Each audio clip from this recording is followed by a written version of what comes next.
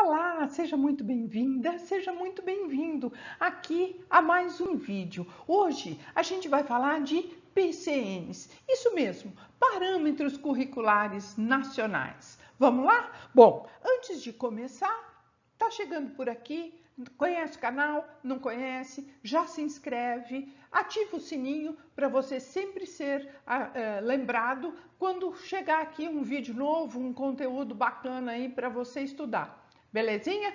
Então vamos lá. E aí, você sabe o que é PCN? P é uma sigla, né? P significa parâmetros, o C de curriculares e o N de nacionais. Bom, são os referenciais da educação brasileira, né? Que foram escritos e têm aí uma intencionalidade de melhorar a qualidade do ensino da educação básica do nosso país. E ele serve também como orientação às práticas docentes. Bem, os PCNs, eles para o ensino fundamental, eles são feitos, o primeiro bloco do ensino fundamental, né? PEB 1, né? Fund 1, eles são feitos em 10 volumes. Um volume de introdução, 6 volumes dos conteúdos, né? E aí tem um volume para cada conteúdo curricular e também os outros 3 volumes de temas transversais. Evidentemente, essa quantidade muda quando se refere aos PCNs de PEB 2, de ensino médio e também da educação infantil. Porque, como eu falei para vocês, os PCNs são orientações que foram escritas para toda a educação básica. Ensino fundamental e ensino médio são parâmetros curriculares nacionais. Já para a educação infantil são os referenciais, são os RCNEs, né? São referenciais curriculares nacionais para a educação infantil. Bem, o que é importante sabermos logo de cara aqui, antes de começarmos a introduzir já nos objetivos e finalidades e princípios, né? Destrinchar aí os PCNs. É importante a gente saber que os parâmetros curriculares nacionais, eles são flexíveis e eles acabam se adaptando a quaisquer regiões do nosso país e também a quaisquer circunstâncias de escolas, localidades, enfim. São aí uma possibilidade de das escolas, né, e sistemas de ensino, reverem os conteúdos que são trabalhados, as formas de encaminhamento de cada atividade, as expectativas de aprendizagem, a maneira de lidar e de avaliar, lidar com a avaliação e também de avaliar. Eles servem também para a gente refletir sobre a prática pedagógica dentro das escolas, tendo em vista aí que ele tem que ter uma coerência, o trabalho das escolas, né, com os objetivos propostos, com a proposta curricular da unidade escolar, com projeto político, pedagógico, enfim. Eles também se prestam a contribuir nesse planejamento para que realmente oriente aí o trabalho do docente dentro de sala de aula. Então, são documentos, né, os parâmetros, de um caráter muito orientativo. Tá? E vai subsidiar aí o trabalho de toda a equipe escolar para que chegue nos estudantes uma aprendizagem de melhor qualidade, uma aprendizagem que realmente eles saiam de um estado de uma complexidade menor para uma complexidade de aprendizagens maior, seja através de atividades escolares, de participação, de atuação, enfim, propostas aí que vão fomentar a ação docente. Eles servem também para identificar, produzir e até para que as escolas sejam capazes de solicitar outros materiais que vão permitir aí contextos mais significativos, visando sempre a aprendizagem. E eles servem fundamentalmente para subsidiar as discussões e os temas educacionais, sejam nas escolas, sejam com a comunidade, com os pais, com os responsáveis, enfim, abre aí uma gama de possibilidades de discussões e de uma ação mais democrática dentro das escolas.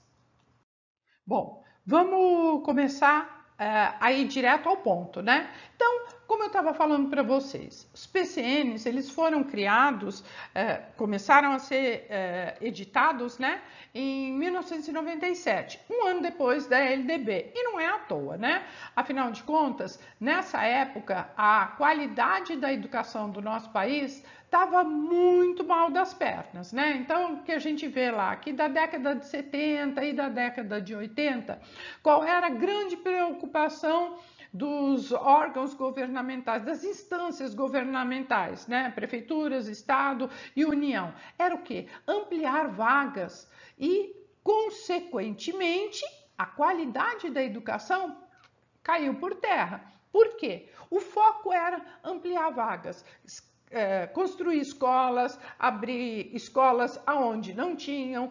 Foi uma época de um grande desenvolvimento urbano no nosso país, né, as décadas 70 e 80, e não havia vaga para todos os estudantes. Então, a grande preocupação era a construção de escolas, montar aí salas de aula. E no que vai se preocupar muito com a estrutura, com a oferta de vagas, evidentemente a qualidade acaba caindo.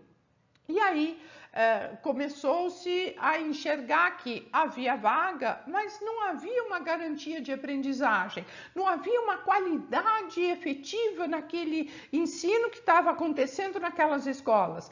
Daí, então, veio a constatação triste de que no ano de 1992, né, 4 anos antes da LDB, uma taxa no Brasil de 51% de aprovação na primeira série. Ah, é série sim, tá? Porque em 92 a gente ainda não tinha o ensino fundamental de 9 anos, ainda era o ensino fundamental de 8 anos e era de primeira a 8ª série, tá? Então aqui era de primeira a 8ª série que compunha aí o ensino fundamental, certo?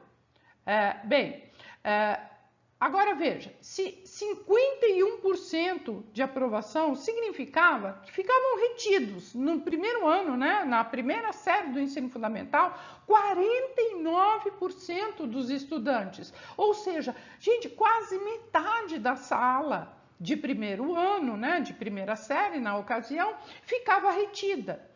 O que representa isso para um estudante? Sucessivas reprovações, sucessivas retenções, desestímulo e evasão. A gente já sabe aonde vai acabar isso, né? Então, havia aí uma preocupação grande com a qualidade do ensino. Por quê? Se eu tenho numa sala 51% de aprovação, significa que eu tenho quase metade da sala de insucesso. E isso não pode ser atribuído ao estudante.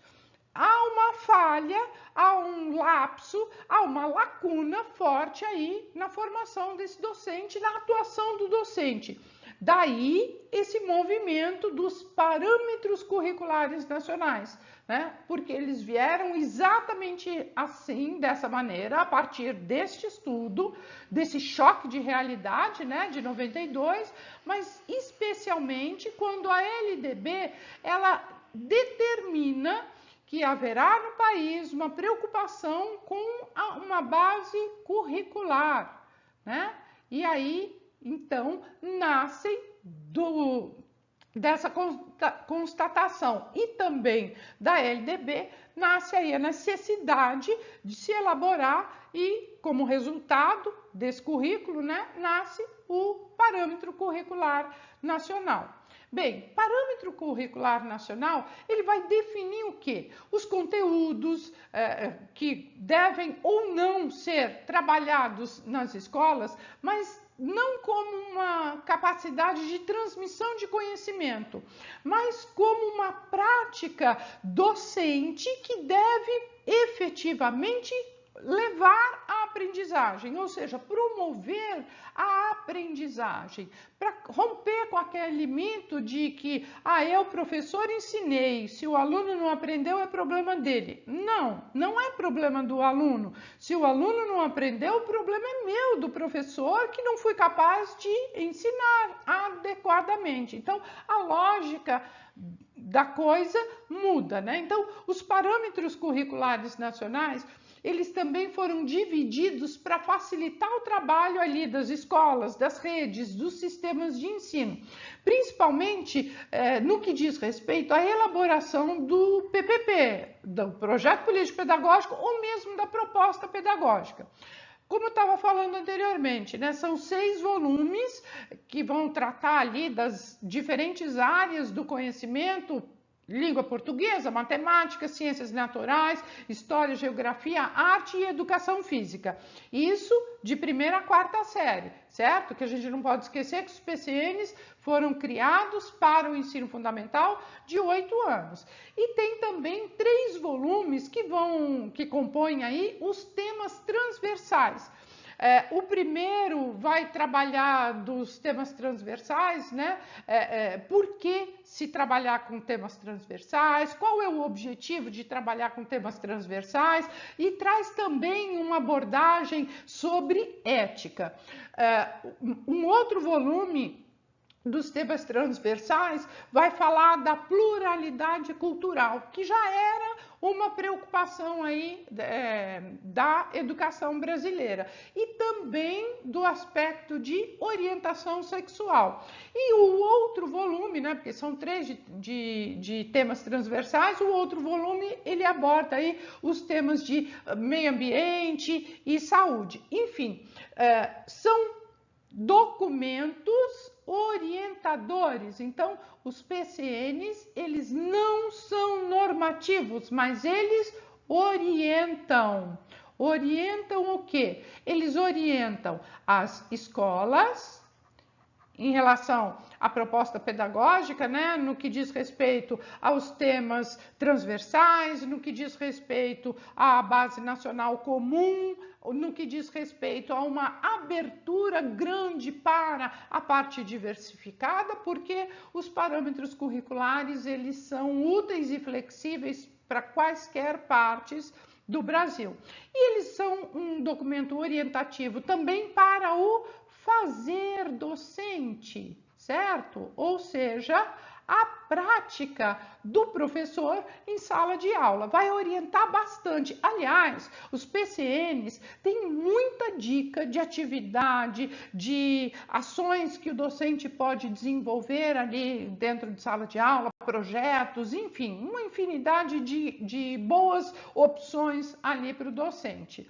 Aí, a BNCC, você vai falar para mim, professora, mas olha, a BNCC está aí, a BNCC é obrigatória e os PCNs são documentos orientadores. Sim, os PCNs são documentos orientadores, eles não são obrigatórios, mas eles convivem com a BNCC, que tem caráter normativo e obrigatório. Portanto, os PCNs podem ser consultados sim, estão em vigência, andam junto com a Base Nacional Comum Curricular e estão aí para auxiliar, para subsidiar tanto as escolas quanto os professores. Portanto, seja na elaboração do PPP, seja na elaboração do ato pedagógico, né, do ato docente, estão aí os PCNs para cumprir essa função, ao lado da BNCC, porque um não vai concorrer com o outro, eles caminham juntos.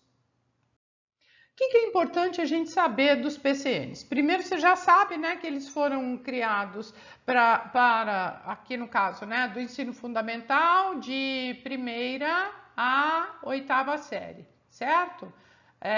Isso aqui para falar do ensino fundamental, ok? Entretanto, ele trata a educação em ciclos. É a primeira vez que começa a se lidar e falar de ciclos na educação do Brasil de uma maneira mais contundente, de uma maneira mais oficial, vamos dizer assim. Ela aparece na LDB, né?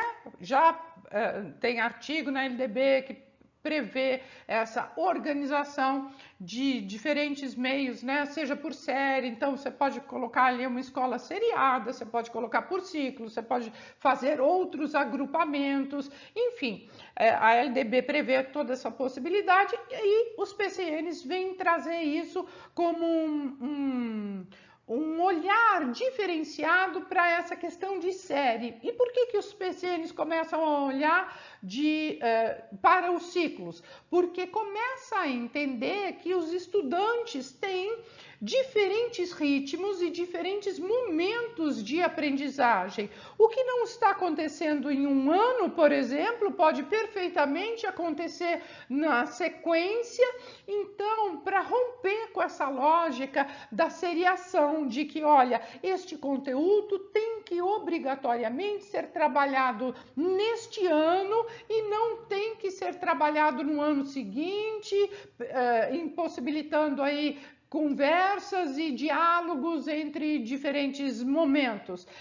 Então, ele traz esse conceito de ciclo, ampliando essa possibilidade de um alargamento aí do tempo de aprendizagem. E os PCNs, eles trabalham com ciclos e eles também estão divididos e dispostos em ciclos, como a gente estava falando, né? Se ele está trabalhando de 1ª a 8ª série, ele vai trabalhar com 2 ciclos no PEB 1, né? No Fund 1. Então, 1º e 2º ciclos no PEB 1, né? No Fund 1. E depois o 3º e o 4º ciclos, perfazendo aqui de 6ª a 8ª séries, né? E aqui de 1ª a 4ª séries. Opa, 6ª não, né?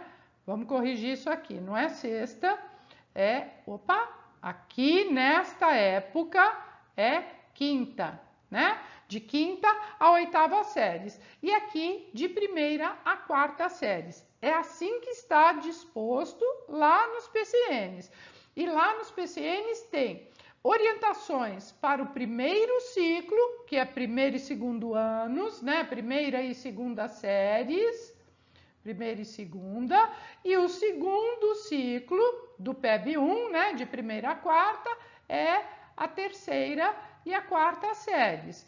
E, consequentemente, o 3º ciclo é 5ª e 6ª, e o 4º ciclo, 7ª e 8ª, certo? Então, é dessa maneira que está a divisão disposta lá nos parâmetros curriculares. Bem, falou em ciclo, ok, a gente já entendeu como é que está essa divisão e por que tem essa divisão, é mais um respeito ao ritmo e ao tempo do estudante, mas os PCNs trabalham também com um conceito de avaliação, entendendo esta avaliação formativa e não uma avaliação somativa, excludente e classificatória, mas começa a enxergar a avaliação de uma forma alargada. A avaliação entende o processo educacional, aonde vale muito mais a qualidade do que a quantidade. Então, a avaliação, ela vai assumir aí um caráter de ser mais formativa, né? De ser processual, né? Então, a gente tem aí uma avaliação ao longo do tempo e não em momentos pontuais, certo? Evidentemente, se eu tenho essa lógica de pensamento, de ciclo, dessa avaliação que é formativa, né? Eu tenho também o entendimento de uma progressão deste aprendizado, de uma progressão deste desenvolvimento. Então, o desenvolvimento do estudante não vai se resumir a momentos ou a situações estanques, mas há uma progressão. E aí, houve, numa época aí do nosso país, um desentendimento em relação a essa progressão, porque os PCNs pensam e entendem uma progressão continuada, né? Continuada, uma progressão contínua, uma progressão crescente, uma progressão que não para em momentos estanques, né? Para depois se galgar outros degraus. Não, mas de alguma coisa que seja progressiva, de alguma coisa que seja continuada. E isso teve um equívoco no entendimento de várias pessoas que acharam que uma progressão continuada do ensino, que está pressupondo uma avaliação formativa, que é uma avaliação processual, que está entendendo o ciclo e não mais séries e anos, né? Mas um ciclo, um tempo alargado para a aprendizagem. Houve aí um descompasso e as pessoas começaram a interpretar esta progressão continuada como uma progressão automática. Quando eu penso uma progressão automática, os estudantes vão passando de ano em ano, vão passando de ciclo em ciclo, sequer sem ter sido avaliados.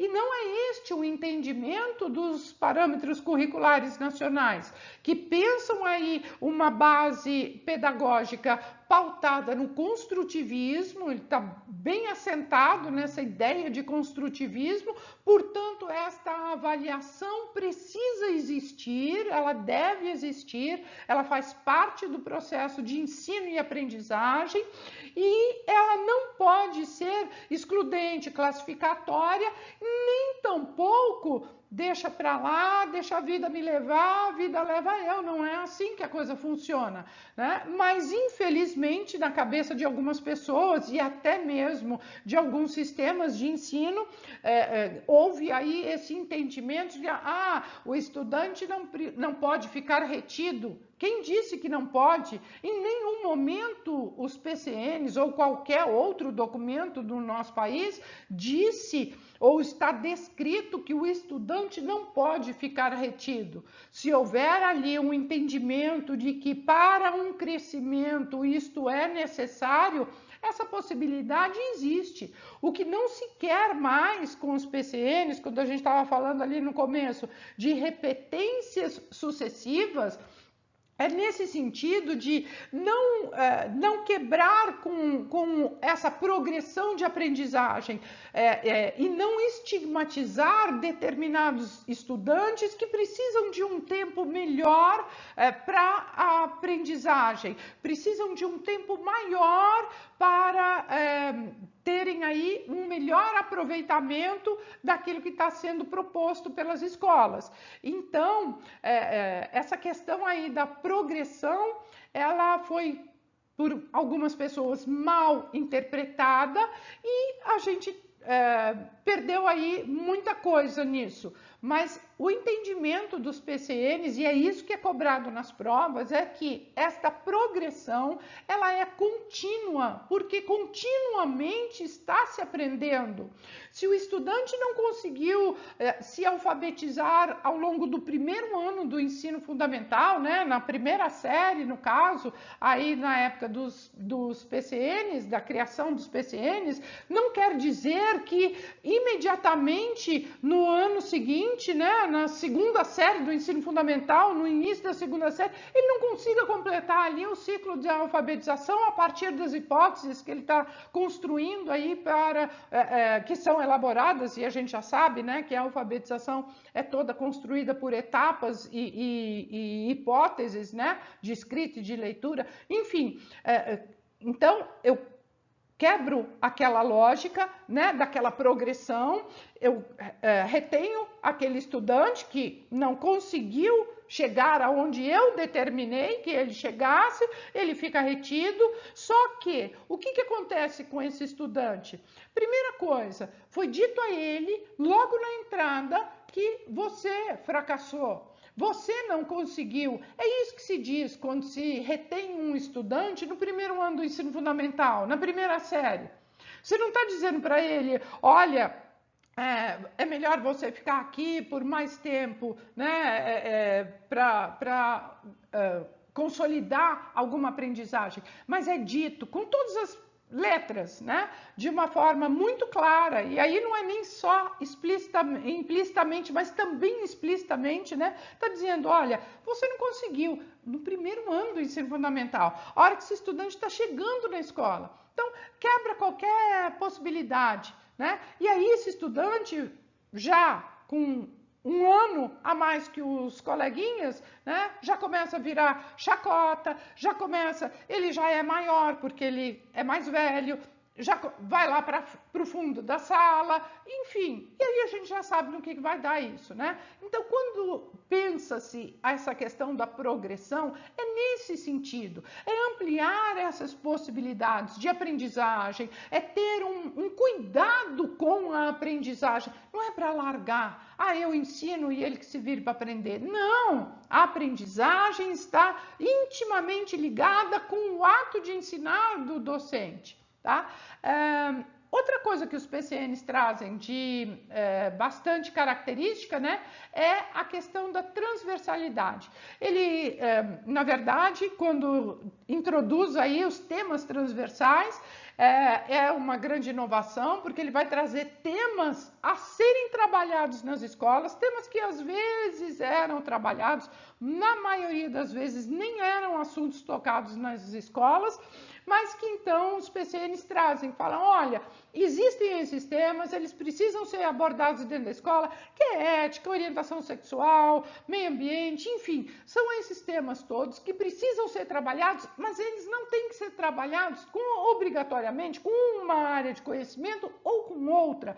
Por isso que eles se chamam temas transversais, porque tem essa questão da transversalidade. Eles vão perpassar quaisquer áreas de conhecimento, quaisquer componentes curriculares.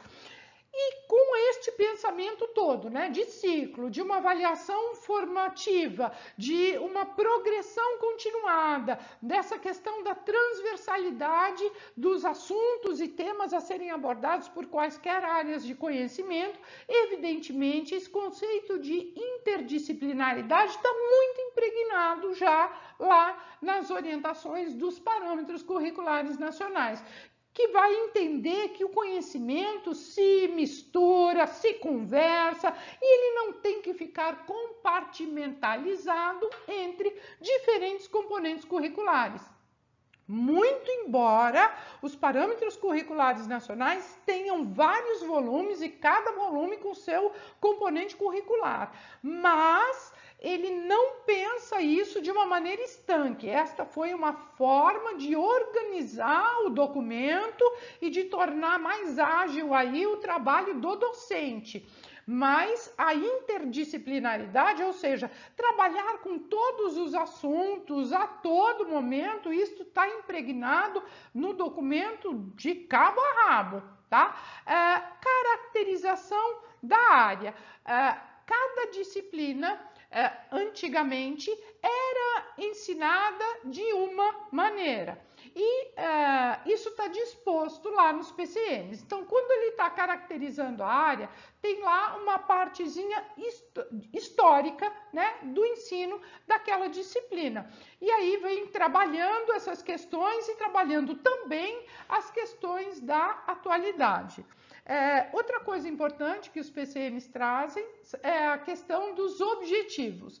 E em relação aos objetivos, ele está trazendo essa formação integral do estudante. E ele está pensando essa formação. Veja que essa formação integral que a gente vê hoje na BNCC, nas diretrizes curriculares, olha da onde que vem, né? Nasceram lá dos PCNs, com essa formação holística, né, do ser, a formação integral do estudante nas capacidades cognitiva, também na física, e também na emocional, tá? Então, já vem trazendo aí essas questões de formar globalmente o estudante. Em relação aos conteúdos, há muitas sugestões. Tem dica, tem sugestão, tem bloco temático para cada objetivo. Então, tem bastante sugestão. Tem muita dica, vale a pena manusear, vale a pena consultar. Olha, eles são super atuais, tá?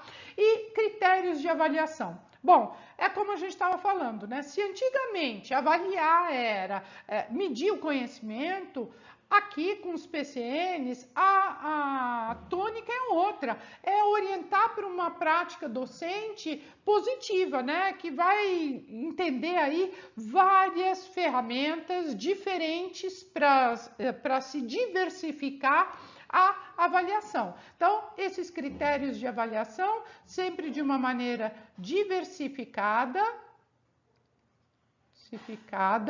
e com um olhar mais para a aprendizagem do estudante de uma forma contínua. Vamos aí resolver a questão, né? Que aí a gente coloca o conhecimento em dia. Olha lá, primeira questão, 2021, da banca AMEOESC, da Prefeitura de Bandeirantes, Santa Catarina, professor de educação infantil. Vamos lá. A transversalidade, olha só, a transversalidade, acabamos de ver, hein? Diz respeito à possibilidade de se instituir na prática educativa uma analogia entre aprender conhecimentos teoricamente sistematizados, né? Aprender sobre a realidade e as questões da vida real. Né? Aprender na realidade e da realidade. Assim, é correto se afirmar que a transversalidade só tem significado dentro de uma compreensão interdisciplinar do conhecimento, sendo uma proposta didática que possibilita o tratamento de conteúdos de forma fragmentada entre as áreas do conhecimento. Não, né? Não é de uma forma fragmentada, mas de uma forma a trabalhar mesmo a questão da interdisciplinaridade. Então, você vê que a frase estava até aqui, estava certa, né? Trabalhar os conteúdos entre as diferentes áreas do conhecimento. Mas quando fala de uma forma fragmentada, é separar cada área de conhecimento e não é isso que os PCNs pensam, tá? B. A escola vista pelo enfoque da transversalidade deve possuir uma visão mais ampla, reforçando a fragmentação. Não, né? Ninguém está querendo reforçar a fragmentação. Fragmentação é dividir, né? É compartimentalizar. Então, ninguém quer fragmentar o conhecimento. C. A transversalidade e a interdisciplinaridade são modos de trabalhar o conhecimento que buscam reintegração de procedimentos acadêmicos que ficaram isolados uns dos outros pelo método disciplinar. Perfeito, é nossa alternativa, mas vamos ver a alternativa D. Necessário se torna uma visão mais adequada e abrangente da realidade, que muitas vezes se nos apresenta de maneira não fragmentada. Somente vendo os conteúdos fragmentados é que podemos intervir na realidade. Não, não é somente vendo os conteúdos fragmentados, né? Então, nossa alternativa correta é realmente a alternativa C. Tudo bem? Vamos lá responder mais uma? Aí, questão 2, 2021, da Banca GV, na Prefeitura de Paulínia, para coordenador pedagógico. Os parâmetros curriculares nacionais constituem o primeiro nível de concretização curricular. São uma referência nacional para o ensino. Estabelecem uma meta educacional para a qual devem convergir as ações políticas do Ministério da Educação e do Desporto, tais como os projetos ligados à competência na formação inicial e continuada dos professores, a análise e compra de livros e outros materiais didáticos e a avaliação nacional. Tem como função subsidiar a elaboração ou a revisão curricular dos estados e municípios, dialogando com as propostas e experiências já existentes, incentivando a discussão pedagógica interna das escolas e a elaboração de propostas educativas, assim como servir de material de reflexão para as práticas de professores.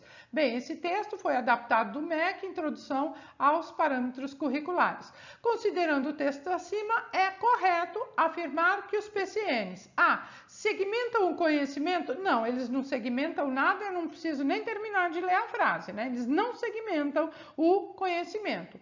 Definem os conhecimentos curriculares das escolas como forma de garantir a qualidade mínima? Não, eles não definem determinados conteúdos que devem ser trabalhados para se garantir uma qualidade mínima. Ele pensa a qualidade de um modo geral, né? E não é a qualidade só por si, né? Essa qualidade a partir do movimento docente e das escolas, de reflexão, de estudos, né? E de um novo olhar para essa questão. C. Entendem como finalidade primordial do ensino a transmissão de conhecimentos? Não. De conteúdos? Não. Não está pensando só na transmissão de conteúdos, justo pelo contrário, né? Ele quer propor uma aprendizagem. E para isso, transmissão de conhecimento, isso ficou lá para trás na escola tradicional. D. Estruturam os objetivos de aprendizagem por anos letivos, de modo a finalizar os conteúdos em ciclos, né, em anos. Não, não vai finalizar esses conteúdos. Justo pelo contrário, ele pensa ali a questão dos ciclos, de outras formações todas, então ele não vai propor aprendizagem por ano letivo, menos ainda, né? Ele pensa uma formação, a progressão continuada, ele pensa a questão dos ciclos, outras formações de agrupamentos que não só a seriada. A seriada ele até entende que isso é possível, mas ele não propõe essas estruturas de aprendizagem fechadas e fragmentadas. Compreendem os conteúdos escolares para além dos fatos e conceitos, incluindo valores, normas, atitudes. Perfeito, é a nossa alternativa, que eles compreendem sim esses conteúdos escolares muito além, né, de conteúdos, de saberes, de conceitos, de procedimentos, enfim. Estão trabalhando aí outras questões éticas, questões morais, questões de formação para a cidadania, né, para o exercício pleno da cidadania, essa formação integral do estudante. Portanto, nossa alternativa correta é a alternativa E. Vamos lá fazer mais uma? Terceira questão, 2022, Banca Nosso Rumo, Prefeitura de Porto Ferreira para professor de Educação Básica 1. Os parâmetros curriculares nacionais indicam, entre outros objetivos do ensino fundamental, que os alunos sejam capazes de compreender a cidadania como participação social, mas nunca política? Não.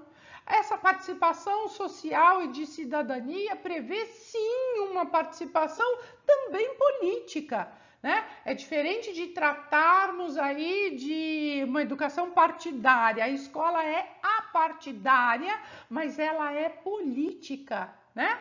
Então, a gente não pode esquecer que o PPP é um projeto político pedagógico, tá? B. Posicionar-se de maneira acrítica, responsável e neutra nas diferentes situações sociais? impossível. A crítica é alguma coisa que não é crítica, né? Quando a gente tem aqui esse azinho na frente, quer dizer que não é crítica, e não é isso que a gente quer. A gente quer essa cidadania crítica, responsável, né?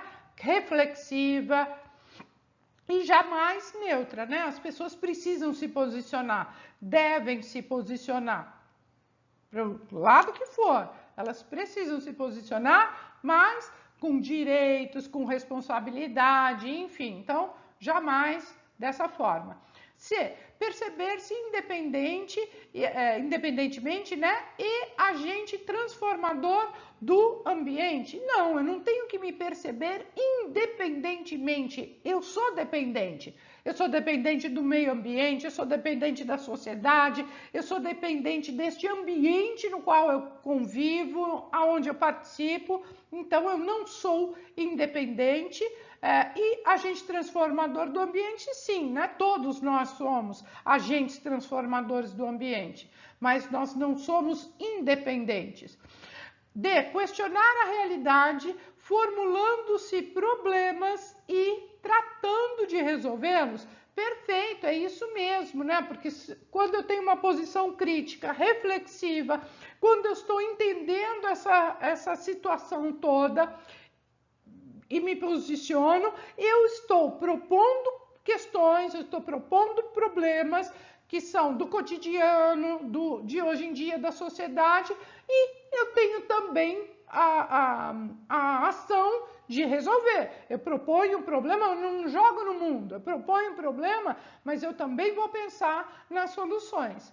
E saber utilizar sempre uma só fonte de informação para adquirir e construir conhecimentos, uma só fonte de informação será sempre uma informação equivocada, será sempre uma informação incompleta, porque tem só um ponto de vista, tem só um olhar. Então, não é isso que os PCN se propõem.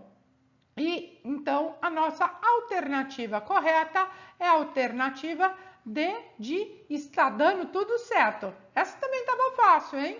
Vamos lá responder mais?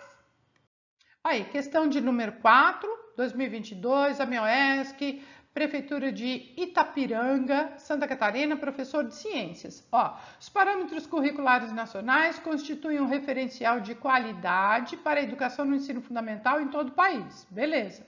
A respeito desse assunto, marque entre as opções abaixo aquela que apresenta corretamente a proposta estabelecida pelos PCNs. Vamos lá. A. Os PCNs, por sua natureza fechada, bom, tá falando que a natureza do PCN é fechada? Eu não preciso nem terminar de ler a frase, tá? E assim, objetividade, gente. Você tá fazendo prova, você tá fazendo concurso, você já viu que no começo da frase está equivocado? Nem perca seu tempo lendo o resto, tá? Então, ó, PCN por sua natureza fechada, PCN não é fechado, ele tá aberto, ele é flexível, ele enxerga várias possibilidades e ele foi feito para ser utilizado na rede nacional. Então, ele serve a qualquer localidade, para qualquer escola. Então, ele não é fechado, não é um documento fechado, tá? Ó, ainda configura uma proposta inflexível, jamais. Ele é flexível, ele permite alterações, ele muda, enfim, nada disso está certo. B. Servem como subsídio à formação educacional dos professores com a participação daqueles que se encontram em grandes centros urbanos, excluindo aqueles que se encontram mais isolados e com menor contato da produção. Bom, não é excluindo-se, né? É incluindo aqueles que se encontram mais isolados e com menor contato da produção pedagógica. Ou seja, os PCN estão aí para o Brasil inteiro. Seja no interior do Amazonas, seja nos grandes centros, nas grandes capitais, seja lá no meio do Pantanal, seja no sertão, no Agreste, não interessa onde. Os PCNs são flexíveis e eles entendem aí essa possibilidade de alteração curricular com a participação local. Tanto é que eles pensam aí essas duas questões, tanto os conteúdos curriculares da base, quanto quanto os conteúdos diversificados, a parte comum, né, a base comum curricular e também a parte diversificada. Então, também não é a nossa alternativa. Alternativa C. Os PCNs respeitam as diversidades culturais, beleza, regionais, certo, étnicas, religiosas e políticas, que atravessam uma sociedade múltipla, perfeito, estratificada e complexa, como é a nossa, né? A fim de que a educação possa ajudar decisivamente no processo de construção da cidadania, tendo como meta ideal uma crescente igualdade de direitos entre os cidadãos, baseada nos princípios democráticos. Perfeito, é nossa alternativa, mas vamos ver a D, né?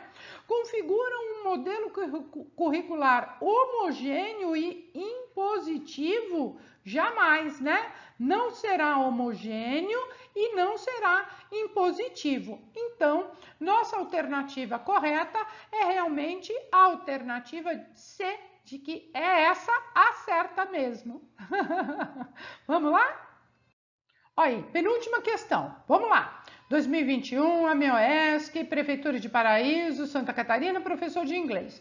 De acordo com os parâmetros curriculares nacionais para o ensino de língua estrangeira de 5ª a 8ª séries, as percepções modernas de aprendizagem de língua estrangeira foram principalmente influenciadas por 3 visões: a behaviorista, a cognitivista e a socioambiental. Aí você vai falar assim para mim: ai, professora, pelo amor de Deus, a gente estava vendo até agora os PCNs de 1ª a 4ª, né?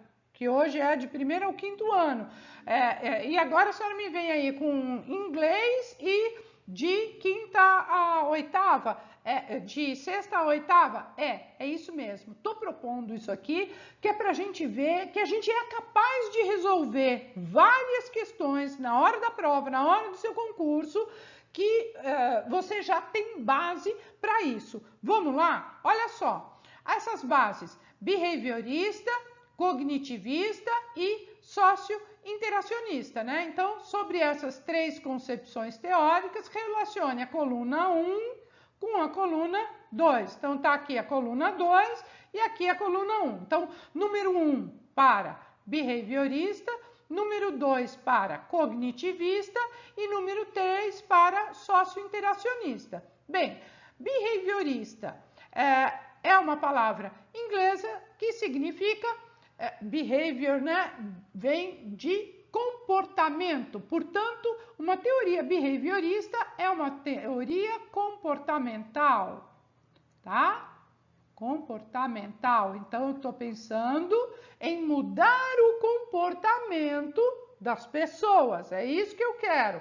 Aliás, a behaviorista foi bastante utilizada na educação tecnicista, né? Então, que eles queriam mudar o comportamento das pessoas. Bem, a cognitivista já é uma visão que está pensando aí no cognitivo, está pensando nas questões de inteligência. Então, estou pensando mais no cognitivo, né? De aprendizagem, de inteligência. E o socio-interacionista, eu estou pensando aí numa abordagem da tríade, né, dos autores Piaget, Vygotsky, Vallon, principalmente o Vygotsky, que é socio-interacionista, né, que ele trabalha aí essas questões da linguagem, da interação social, mas esses 3 autores têm aí esse caráter do construtivismo que está muito imbuído aí desse socio-interacionismo. Então, vamos lá. A primeira frase, né, o foco do ensino é o aluno ou as estratégias que ele utiliza na construção da sua aprendizagem da língua estrangeira. Então, aqui eu estou pensando na construção. A segunda frase: a aprendizagem de língua estrangeira é compreendida como um processo de adquirir novos hábitos linguísticos no uso da língua estrangeira. Os processos cognitivos são gerados por meio da interação entre um aluno e um participante de uma prática social. Bem, tem palavras aqui que são palavras-chave que já vão levar a gente a acertar essas questões, né?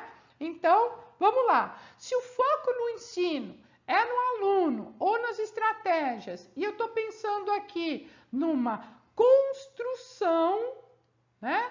Estou pensando aqui numa construção da aprendizagem, eu estou pensando no cognitivo, eu estou pensando na inteligência, eu estou pensando numa elaboração. Então, cuidado que a construção aqui não é construtivismo, mas uma construção do cognitivo, uma construção dos aspectos da inteligência. Portanto, aqui é a visão cognitivista. Então, aqui é o número 2. Aqui, a aprendizagem da língua estrangeira é compreendida como um processo para adquirir novos hábitos. Bem, se eu quero novos hábitos, eu quero um outro comportamento. Se eu quero um outro comportamento, a minha visão só pode ser behaviorista, portanto, 1.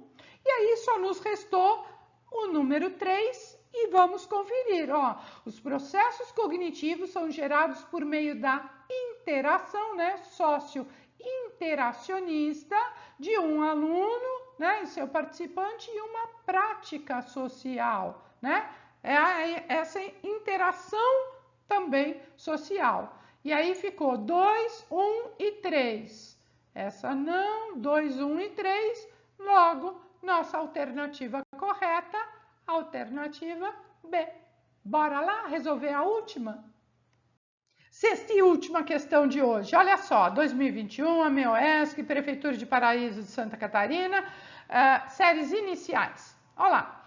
Mesmo que muitas outras estratégias apresentem-se importantes e eficazes no processo de ensino e aprendizagem de leitura, tá? Os parâmetros curriculares nacionais orientam que são 4 as principais. Ah, professora, mas você também não falou, não destrinchou, né, essa questão da leitura, como é que os parâmetros curriculares trabalham essa questão de leitura. Bem, mas a gente está vendo aqui que são 4 as principais, né, ó, são 4 as principais intervenções na questão de leitura. Agora nós vamos ver as alternativas e vamos acertar. Você quer ver só? Olha, alternativa A, seleção, preleção, interferência e verificação. B, antecipação, inferência, escuta atenta e preleção. Seleção, antecipação, inferência e verificação. Seleção, verificação, sintetização de ideias e ler em voz alta. Bem, aqui ele está pedindo 4, né, dessas principais ações no quesito de leitura. Então, eu tenho que enxergar aqui a leitura, certo? Então, vamos pensar. Antes de tudo, o que é uma preleção? Sabe o que é? Porque se você não souber o que é preleção, você vai estar numa saia justa que vai resolver essa questão. Preleção é uma palestra, é uma aula, é um discurso. Então, uma preleção é um ato de oratória que não vai estar intimamente ligado com a leitura. Portanto, todas as alternativas que tiver a palavra preleção, eu já posso riscar do meu caderninho. Por quê? Preleção definitivamente não está na minha opção. Então, não é a opção A, eu não preciso nem ler o resto, e não é a opção B, ok? Então, eu já eliminei 2 questões só porque eu sei o que significa preleção, tá? Bom, aí sobraram C e D. Ó, seleção, antecipação, inferência e verificação. E temos seleção, verificação, sintetização e ler em voz alta.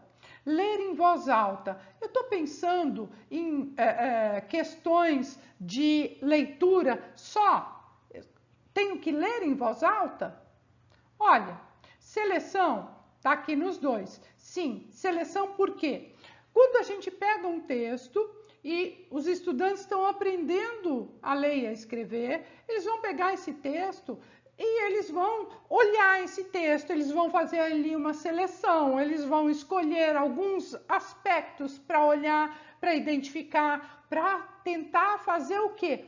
Antecipar alguma coisa que está ali naquele texto. Então eu faço ali uma seleção, eu vou selecionando as partes que eu julgo mais importantes, mesmo que eu não saiba o que está escrito ali, mas pelo formato.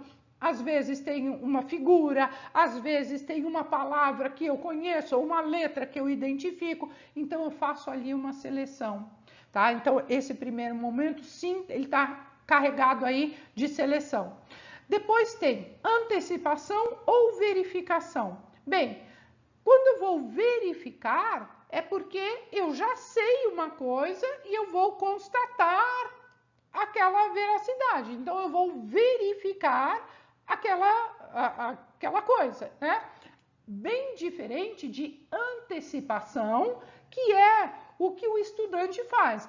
Ele fez ali a seleção, seja a seleção do texto, ele deu uma olhada, ele selecionou ali alguns trechos ou não, mas enfim, o texto foi selecionado, ele bateu o olho no texto, ele vai fazer uma antecipação. Ele vai falar, nossa, eu acho que esse texto fala da lua, eu acho que esse texto fala de coisas de matemática, eu acho que esse texto é uma receita, eu acho, enfim, ele vai fazer uma antecipação, né? Ele vai colocar ali alguma coisa daquilo que ele está entendendo.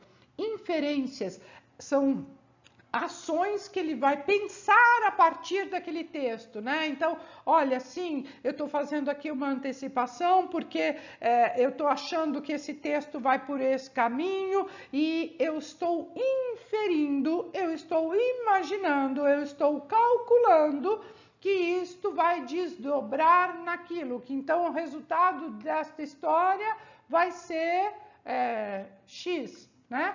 E, por fim, verificar, ou seja, depois que eu fiz a seleção, depois que eu antecipei, depois que eu inferi, aí sim eu vou ler o texto, ou alguém vai ler o texto para mim, e aí sim eu vou verificar se aquilo que eu selecionei, inferi, interpretei, analisei, se aquilo realmente condiz. Portanto, a nossa alternativa correta é letra C, seleção, antecipação, inferência e verificação, tá? E não sintetização de ideias, porque a hora que você está lendo, você não está sintetizando ideias, né? Mas você está traduzindo aquelas ideias todas, né? Interpretando aquelas ideias todas, e ler em voz alta é uma das habilidades e não todas de leitura. Tudo bem? Bom, vamos ficando por aqui. Espero que você tenha aproveitado aí esses momentos que nós tivemos para estudar os parâmetros curriculares nacionais. Espero que tenha aproveitado bastante. Bons estudos, continue por aqui. Já sabe, não está inscrito, se inscreve, ativa o sininho para você ser comunicado e comunicada quando receber aí um vídeo novo, um material bacana para você estudar. Um beijo, pessoal, e até a próxima!